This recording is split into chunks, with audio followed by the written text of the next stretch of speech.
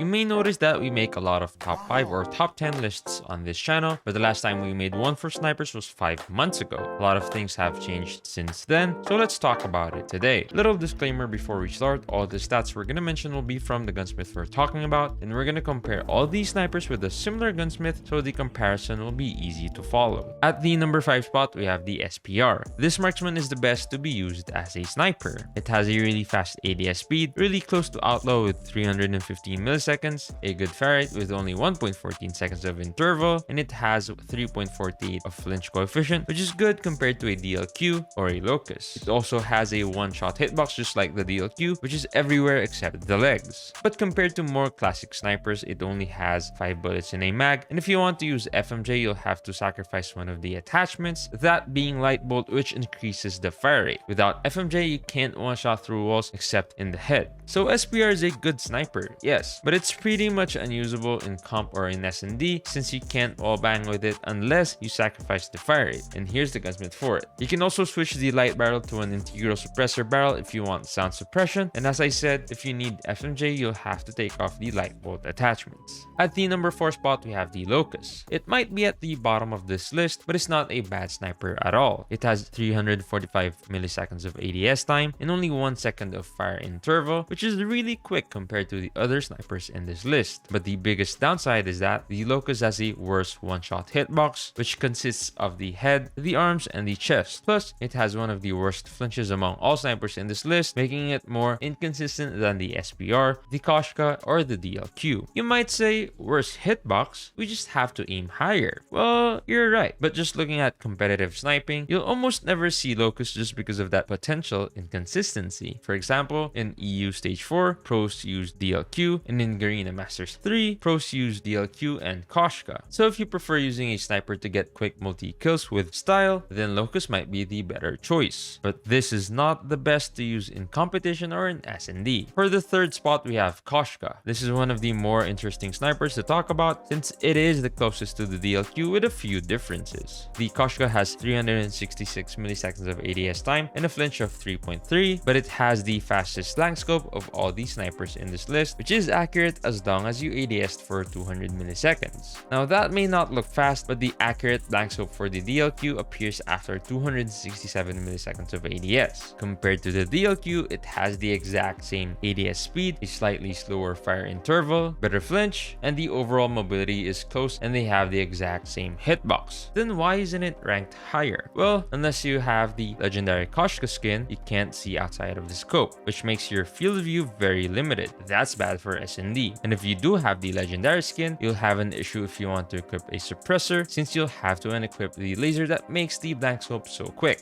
So just like the Locus, Koshka is really good for getting clips, but compared to the DLQ, it has some disadvantages when it comes to competitive sniping or just S&D sniping. Now for the 2nd spot, we have not one, but 2 weapons. These are of course the SKS and the SVD. These two are clearly the best choices when it comes to respawn game modes. The SKS has an infinite 2-shot capability and a 1-shot headshot capability, and the SVD also has an infinite 2-shot capability and an infinite 1-shot headshot capability, but in its first range, which is 37.5 meters, it can 1-shot just like the Locus. If you watch a bit of COD Mobile competitive, you may have seen the SKS everywhere, whether it was respawns or S&D, and that's because it is one of the best snipers in the game right now, even if it is a marksman rifle, but they aren't as good as the number 1 sniper in this list when it comes to S&D. And at the 1 spot, we have, of course, the Drei.